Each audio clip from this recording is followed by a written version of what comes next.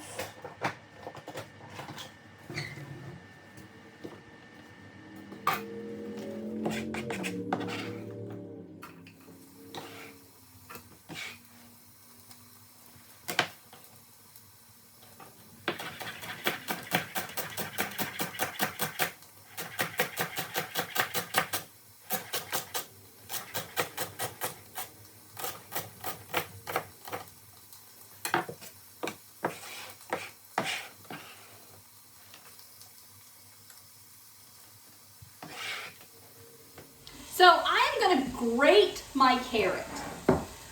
Rather than dicing this up, it would really take quite a while to get it kind of diced up to the size I want it to be. So I'm just going to take a shortcut and grate it. I do normally dice my carrot for this, but we're going to blend some of it with a blender later on, and I don't know, I would just prefer the carrot in this format.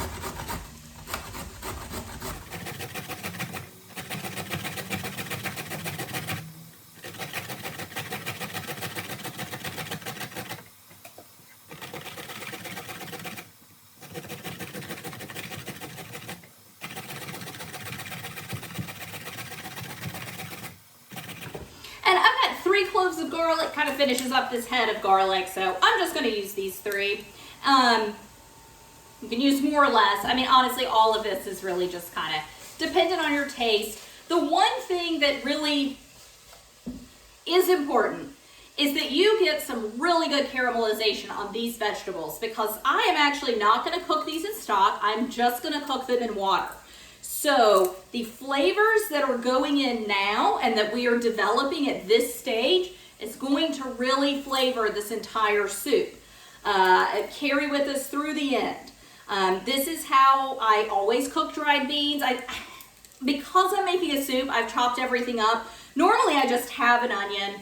If I use celery, which I'm mostly using celery because this is soup, if I'm just cooking beans, I will just use garlic and onion and a lemon.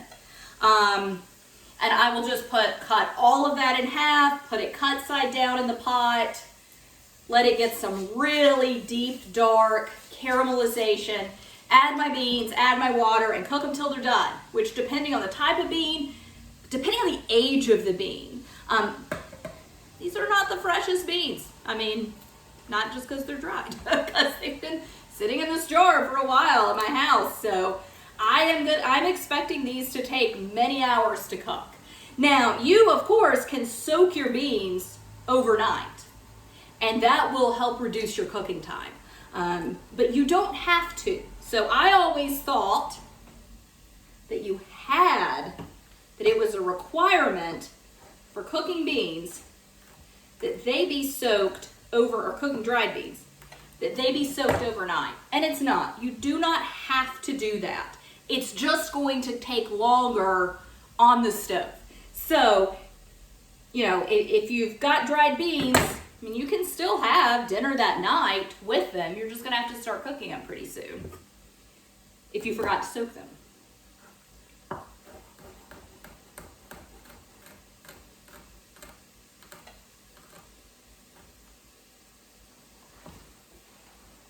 And I am just doing a really fine chop. You could certainly grate the garlic in. I'm just gonna do, these are gonna cook for so long it'll break down a good bit.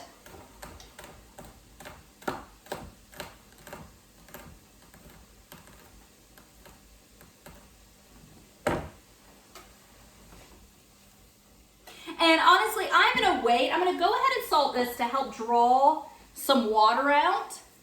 But I'm gonna wait until I have got good caramelization on the onion and celery before I start adding any of this other stuff. I don't, you know, of course you don't ever want your garlic to burn, and that is always a possibility. So I'm just gonna continue to let this cook for a little while, and then we'll get the rest of our ingredients added and meet you back here. I've gotten some caramelization. I'm not done. I wanna continue to get caramelization, but I think it's time that I can go ahead and add my garlic and carrots to the mixture. Remember, we didn't add them earlier because the carrots I shredded so they're super tiny, and the garlic I just don't want to burn. But I'm going to go ahead and get these in.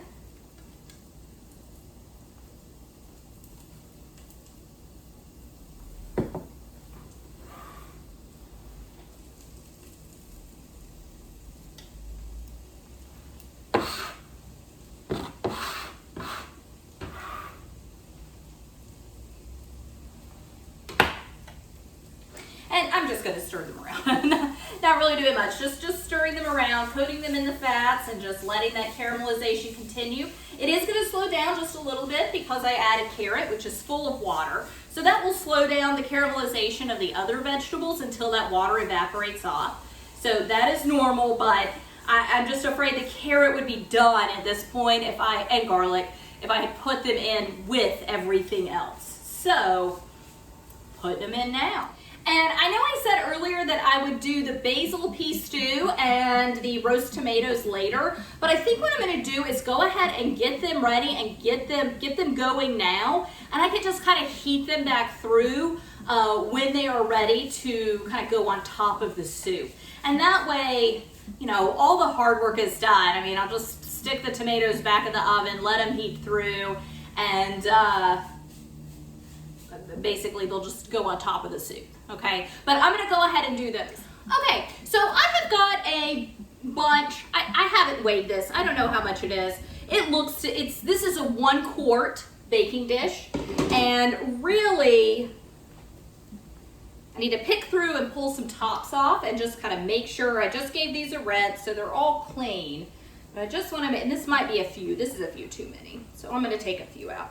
I really just want to line the bottom of my 1 quart baking dish. It's really all I want to do with these. And it doesn't have to be a single layer. I mean, a few on top of one another is fine, but, and it's most of my little sun gold. I don't know how well you can see that, but these tiny little orange ones that are super ripe and really need to get eaten. So, just depending, you know, in my imagination, this was white soup with red tomatoes and a green basil sauce on top, but in reality, it's going to be a very orange tomatoes on top, which is totally fine. So like I said, it's a 1 quart baking dish. These are not in a, I'm gonna cut the larger tomatoes in half. These do not have to be in a single line. I mean, you do as much, or a single layer. You do as few or as many as you would like. For the most part, it's mostly a single layer of tomatoes in here. There's a few that are kind of stacked on top of one another. And then I'll save these for something else.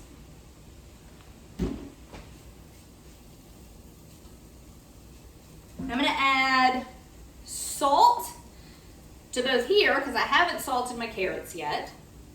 And then I'm going to add a good bit of salt in here. And I'll go ahead and get pepper pepper in here.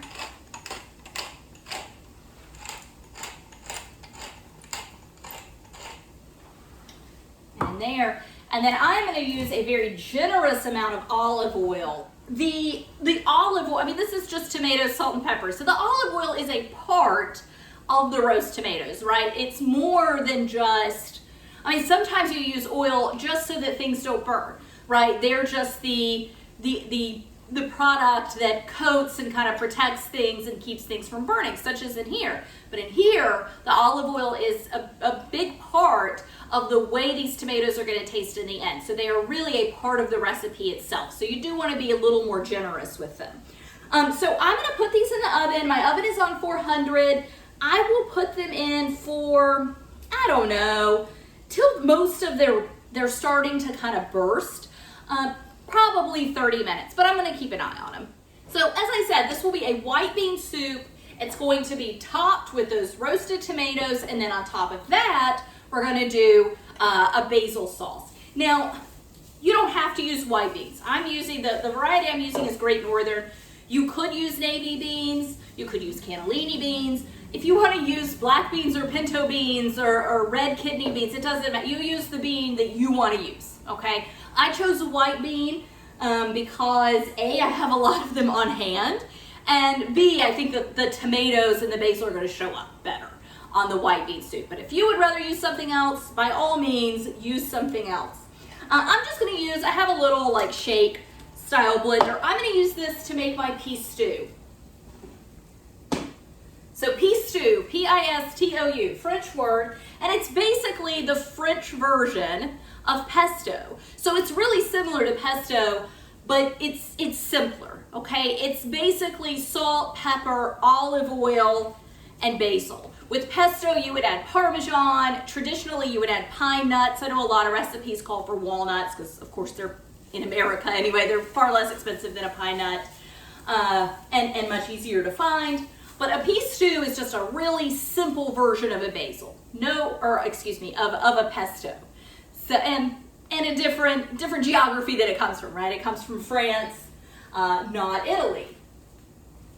And if you just love pesto and want to do pesto in this dish, by all means. I'm sorry, I keep looking over here. I'm getting all my basil. You could certainly make a pesto for it. It would be fine.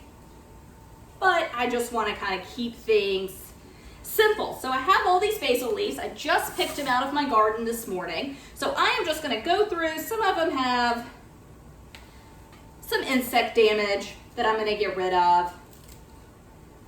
And some of them are just, honestly, it's just been raining for days. I should have picked this days ago. The basil plant has needed to be picked for some time, but I neglected the garden a little bit and my basil kind of got away from me. So some of these leaves just are a little bit too old.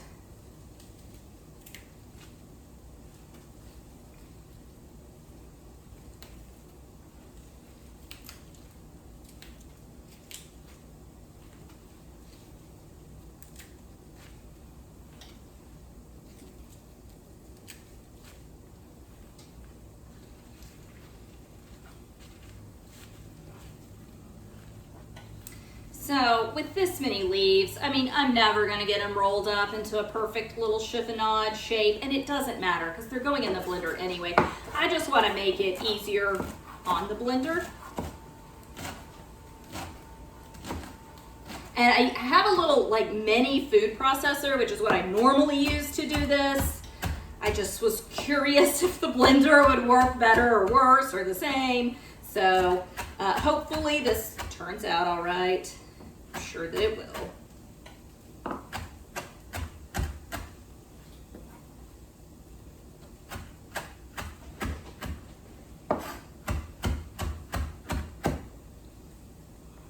All right, so that was, I'd say this chopped looks to be about a cup of basil. So it was probably 2-3 cups, just loose and fluffy before I actually chopped it.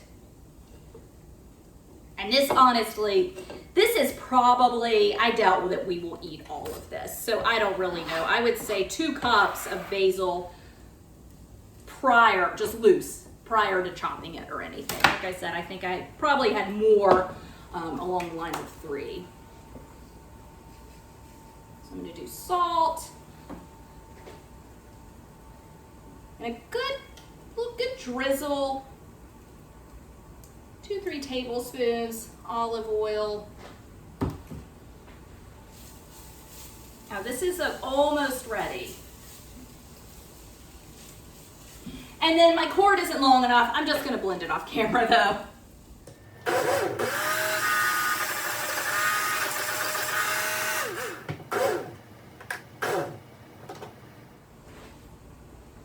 I'm going to try the food processor. And unfortunately did not work out too well.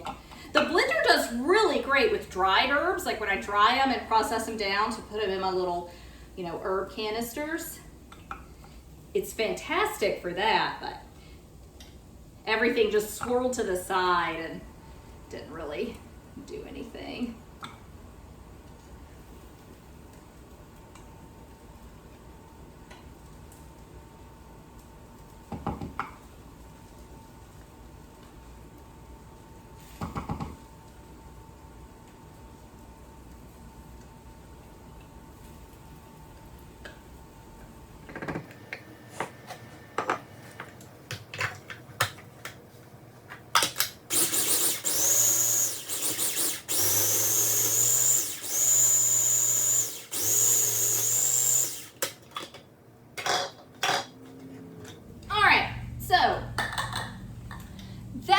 What I'm wanting.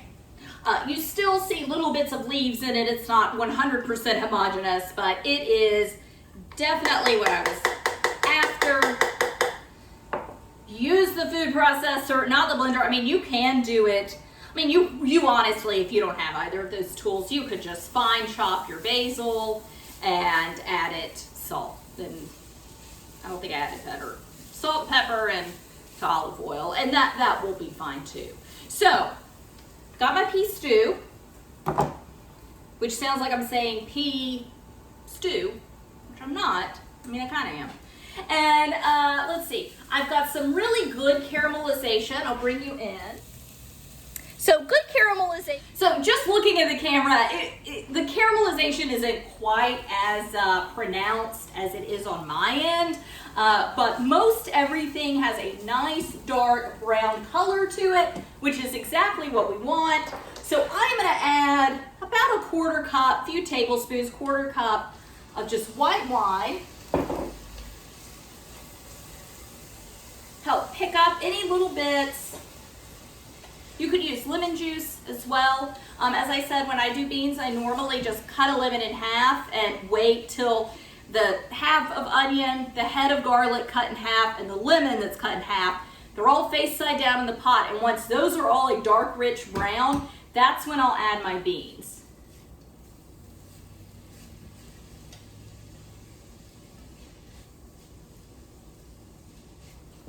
I'm good here. So it's going to be 2 cups, which is roughly 1 pound. Depends on the type and size of bean you use. But with these, what did I say these were? Great Northern beans. It's about 2 cups, 1 pound of Great Northern beans, or I'm sorry, of dried beans. And you can, and I'm just going to toss everything together and then add some water. So you can use canned beans for this if you like. Obviously, it's going to be so much quicker if you use canned beans. What you would do is everything we've done up until this point, and then add rinsed and drained canned beans to this, okay? And at that point, you could go ahead and add your water. You could use stock. You can use stock in this method if you want as well. I just don't think it's necessary if you get really good caramelization going on your vegetables. And then just add it to that. I mean, honestly, just give it a few minutes to come together and it's done. Now, what I will do to this, I'm gonna add 6 cups of water. And as this cooks, I'm gonna look at the beans and see how cooked they are. I'm gonna taste them every now and then. And if it looks like they're gonna run out of water, if the water is getting low and the beans aren't covered, so I'm gonna add 6 cups. You need to add enough water to cover your beans. If the water level gets too low and I've got a bunch of beans at the top that aren't submerged, I'm gonna add some more water. So it's not a completely hands-off dish from here on out. You do need to keep an eye on it. And once they're done, meaning once I put my spoon in there and I taste a bean and it is the consistency that I want, which is like nice and creamy inside, it's done, the dish is done. And so at that point, what I'll do is I will use my immersion blender, or a stick blender is what they're called too, stick it into the soup. I'm not gonna you can puree all of it if you want to. You can puree none of it if you want to. I'm gonna give it a little bit of a puree just to kind of create some body and some like kind of velvety smoothness throughout the soup. I will do that, probably only puree about a third of it. I'll just do a few like pulses down in there and then serve it up in bowls. I will top it with my roasted tomatoes and the pistou, which this one is complete. This is complete already. I'm just waiting on those tomatoes to pop and my beans to cook. But I will bring you back later when we start doing something else. But I've got a few hours of downtime between now and then. And as I said, I'm gonna go ahead. I'm not gonna show myself adding water to this. I'm gonna cut off here, but I'm just gonna add some water. Like I said, I'll start with 6 cups of water. But I'll see you in a little bit. All right, so I just wanted to bring you in and show you what the tomatoes look like when they're done roasting. So I'm just gonna set these aside to cool and they will garnish our soup. All right, so we're back. The beans only cooked for about 2.5 hours. It was less than 3 hours. They maybe weren't as old as I had thought they were because they did cook up much quicker than I had expected. So you can see they're just nice plump beans. I did end up adding, I don't know, maybe an extra half cup of water at some point during cooking, and they cook uncovered. I can't remember if I have said that or not, but they do need to cook uncovered. So I have just got my immersion blender, also called a stick blender, plugged in over here. Want to do it on low, and as I said, I'm just going to do a few quick pulses in here. I don't want a fully pureed soup, but I do want to kind of, instead of just beans and liquid, I want some sort of emulsification.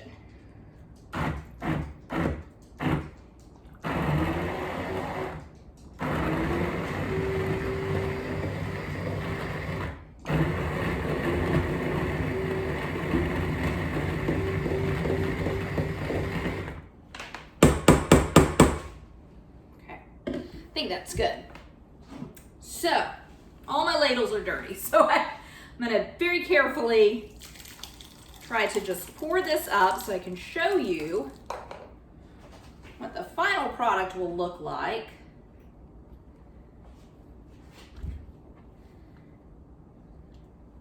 So you've got your roasted white bean soup, and as I said, if you want to puree it a little more, you are more than welcome to. A lot of the broth came off and a lot of the puree sank. All right, so these are the roasted tomatoes. These roasted for about 30 minutes. They began to pop. Obviously, the ones that I'd cut in half started breaking down more quickly, but the little individual ones started to pop. So I'm just gonna do a few of those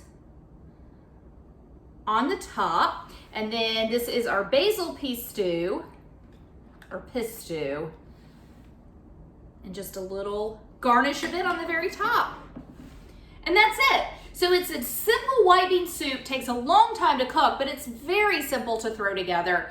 Roasted tomatoes and basil pistou. Thanks so much for joining me. Bye.